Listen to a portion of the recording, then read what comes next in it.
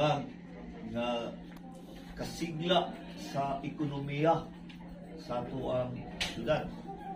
Diin maka-generate ka na og daghan pang lihok pang ekonomiya, diin makahatag og kagahinan sa katrabahuan, kahigayunan sa kanegosyohan. Kay isa na sa mga nakita na kong problema, nagkadaghan na yun ang tao diri sa syudad sa Digos, gusto silang magnegosyo. Kunya sarang nilang nahuna-unang magnegosyo, bahala na lang mo kuan silang lamisa niya, musingit-singit silang lamisa ng atong palengke. Mo na napuno na yun na siya og saibok. So nagkinahanglan dungag na mga lugar nga kanegosyohan. Kinahanglan magpabibo kog mga lugar. Kinahanglan ang mga tourism destination ako ang paninduton para mas daghan pa, mudubli pa ang mga tawo mudagsa diha. Di ka na bitaw magpuyo kag barangay, kita ka ng tindahan, kung naamoy 500 ka 100 ka tawo diha. Forecasted na napila itong kitaon sa usa ka buwan. Kung na 100 ka tawo, na ipulo ka tindahan.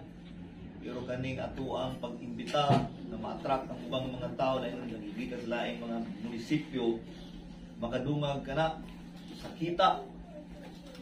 Mao bitaw na karong padikusan, isgot man tagawis, ya nagyapon ang venue, regular venue.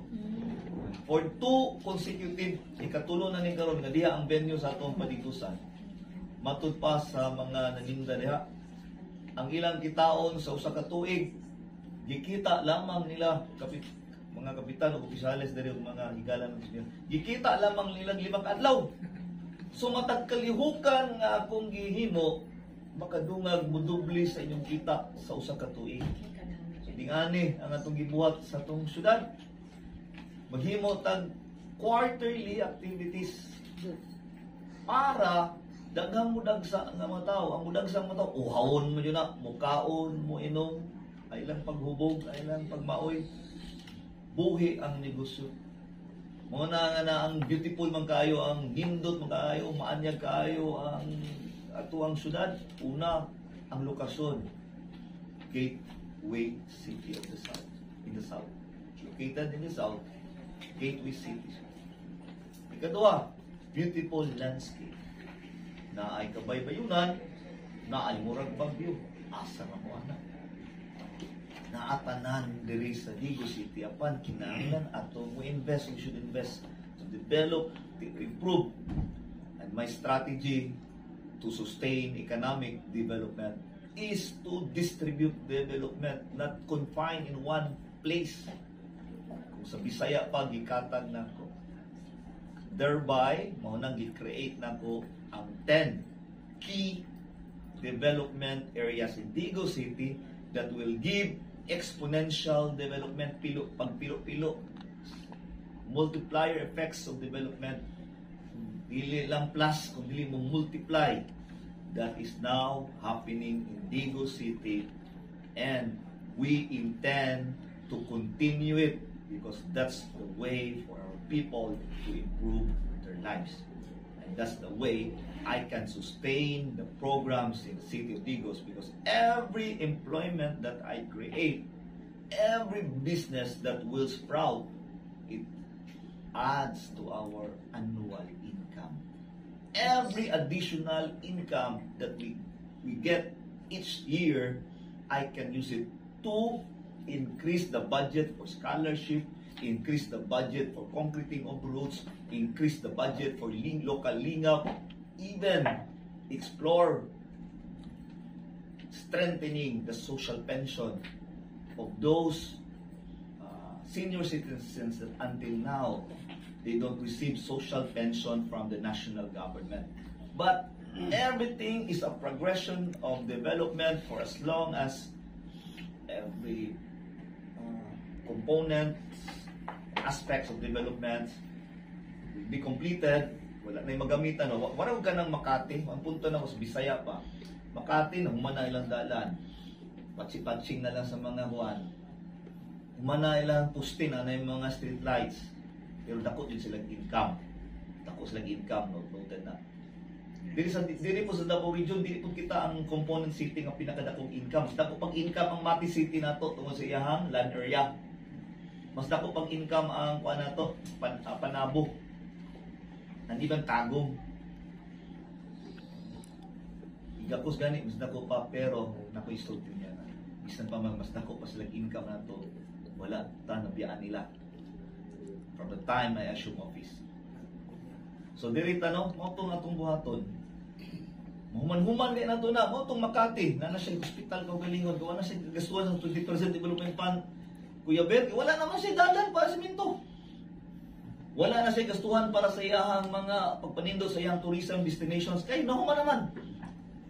Kumbaga, sige nagpanganak. Ang baka nga iyahang ipalit. Pasubi nga ipang storya. Ang mga anak sa iyang mga baka, i-distribute na mauputong ingon na ko sa inyo ang mga barangay, punong barangay na ayaw mo pag una-una nga wala mo na appeal sa 10 to 12 key development areas, wala tamo at di man na, o wala na yung pag-asa na yung barangay. Di man ako pwedeng dunganon pagpalambo ang kanang bitaw. Himuon na kong gatasan ang para mo income. Kumbaga ba, nagpalit ang mga gatasan para usay gatas ana maoy i-distribute na to. Dili man kinahanglan para mulambo ang usa ka lugar na 20 size jud himuon na tong gatasan. Magsugod sa tagdusi. Hangtod maamot rata diha. Unsa may mga benepisyo na to, maunay gigamit na to pagpalambo sa mga barangay nas wala na appeal sa dusi nga gitawag na to key development areas. Ang key development areas na to mauni mo sustain sa mga panginahanglan sa kinatibukan sa atong syudad. Muna ang atuang pamaagi diri. Human-human na diha, diri na puta mo buhos sa naghamatang angin tanawon, agriculture, ang support nato sa agriculture, ang support nato sa mga nagkanalaing sektor nga wala pa nato kaayo na tagaan o dako kaayo nga pagtagad. Posible man na tagaan og pagtagad pero dili pa ning ana. Pero normal na siya. At least klaro ang direksyon nato diri. Nahinay, natay na achieve, natay malampuson ta, nagmalampuson hangtod kinatibukan. It will create domino effect. Nga nila, no? That's how I lead the city. Very concrete ang akong ipangbuhat sa atong syudad. No nonsense. No nonsense in terms of development. Focus ang ato ang efforts towards development. Walay makainguntang modernong approach apan ang pagtabang kung sa man ang pagka-Pilipino na to, wala na wala. Bitaw, mamigo ang kana. Natay mga bagong gipatuman, posible man na ang ban, hindi kayo kasabot na yun. Apan, I will really try and attempt to raise the level of awareness, the level of consciousness of our people. Regardless, kung nahuman ba na sila eskwela, I will not exploit whatever limitations nga nasa matagusan nato. Matagusan nato kung kinahanglan iangat nako pati ang we don't need also nga mahimo tang professional taran para moangat ang ato ang appreciation sa mga panghitabo. Giyahan lang sa mga nakasabot, giyahan lang sa mga leader na naay kasinatian. Ingon ko kaganiya, it's not only money that makes our city grow. Pag-unsa man ang kwarta, kung wala po kay klarong idea. Kunya mag-unsam po ng idea, kung wala po kay kwarta. How can we turn our ideas, our plans into reality? We need resources. How can we help the poor? How can we help educate the parents who cannot afford to send their students to school? How can we help those constituents who do not have enough money for their hospital bills, for their maintenance?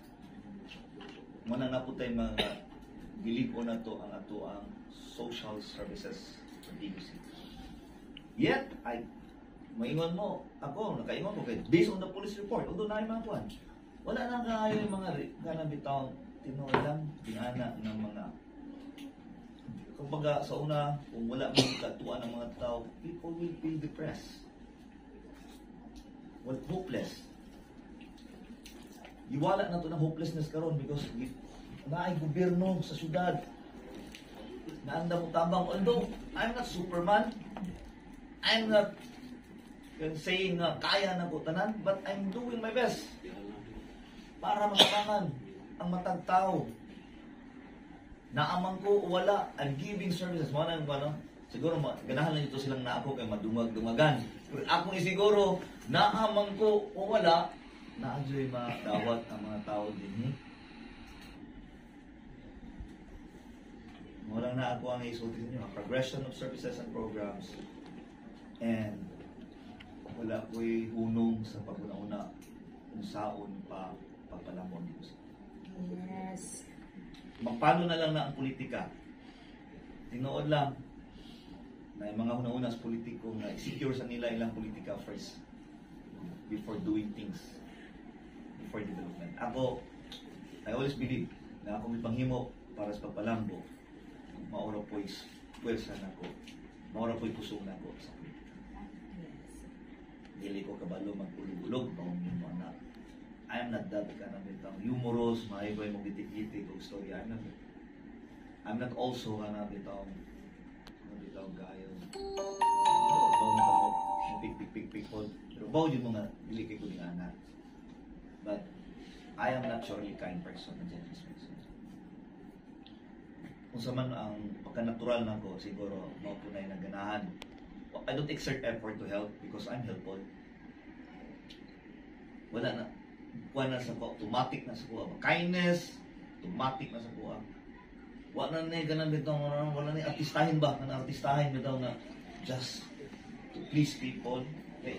People pleaser di ko naturally. People pleaser di ko naturally na ko. No, effortless ang akong ipangbuhat sa pagduol na ko sa kasing-kasing sa mga tao. Not scripted. Bawo man mo daghang politiko kung scripted. Kami change ang persona kung nanas public.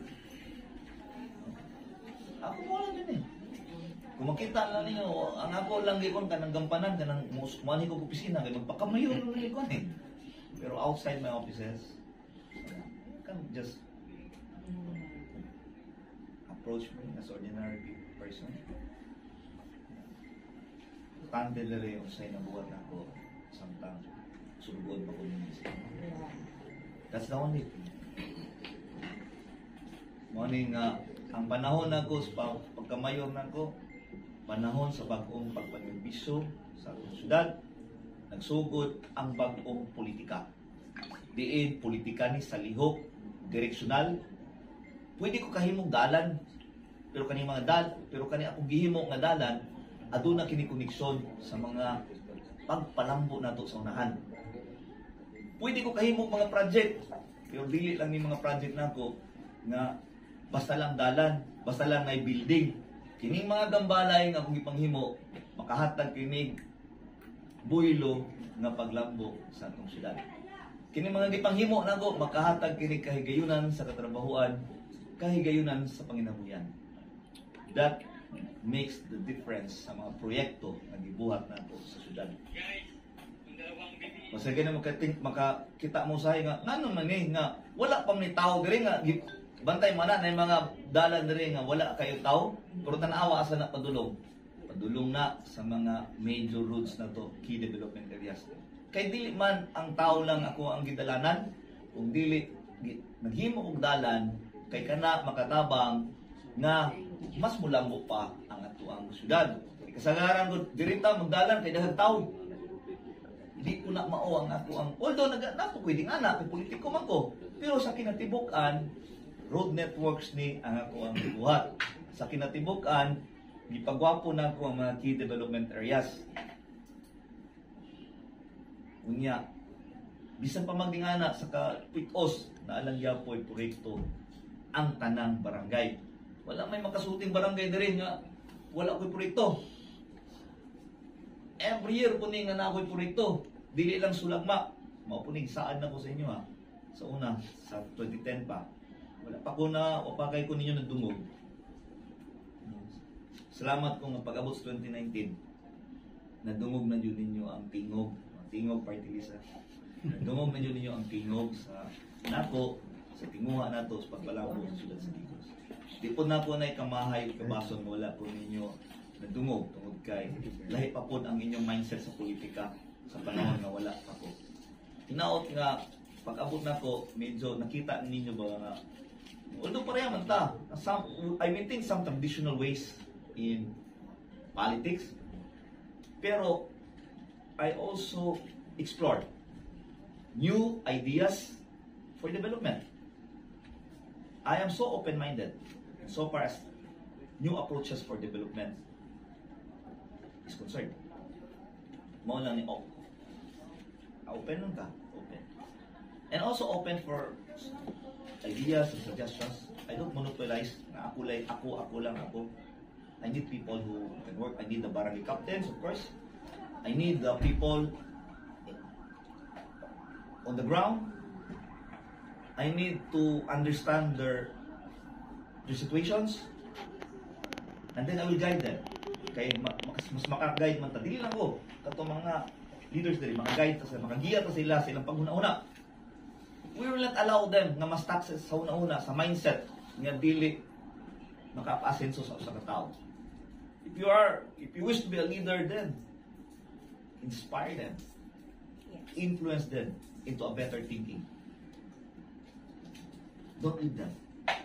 Although leaving them, kung ikaw politiko, bahala, hindi nga anak lang, ma-exploit man tika, magamit tika, sunuran lang tika. No. Let them grow also by trying to change their mindsets and thinking. Because everything starts with clear thoughts, clear thinking. When you have that, I told you, better vision, clearer direction. Better vision starts from clear thinking. And I told you, be better. In 2019, I was only 34 years old then when I filed my COC for mayor. But I told you this line: better vision, clearer direction towards sustainable development. Now that I am the sitting and incumbent mayor, I know that you already understand what I'm saying all about. Wala, di pa man kayo tamang pasabot sa una, kayo sa una may usarabud ko. That's my opponent told you. Unsara daw ko. Diba? I know you heard that. Compared to them, now po, I also prove to you that it's not all about, while knowledge is important, every aspect sa kalibutan, knowledge din. We keep on learning. Kasi pa kung sa ito ang kurso, o wag ba tayo kurso? Kaya nga itong nino na ko masirin, yung siya nga, bugal-bugalan siya, wala daw siya grado. Masarap may tubag niya, grabe po ng pag-BIBI na, nag-grado akong antipara. Ako pa ba nga. But learning is not only for those who are professionals. Learning is not only for those who finish studies. Everyone can learn. Anong mingon ko, anak? Kung kurso, lupigon, kurso nila. Kung diskurso, labaw ng lupigon ko lang, maayon mo ito sa diskurso. Pero, for now, I can say, di sila katupong sa akong development sa Digos. Amo lang, muyon ba mo ang mga media? Definitely. O, muyon ba rin sila, ang mga kuan? Dito, ha? Tanawan lang yun ninyo, tanawan lang. Tanawan lang. Mag-5 years pa ko karong July 1. Mag 5 years pa ko. Pero tanawa ang development sa Digos City. But again, I will always inspire people. Regardless kung wala pa sila kung mag-grade 1. Nambitaw ko trabahan tila sa kung Kiblawan.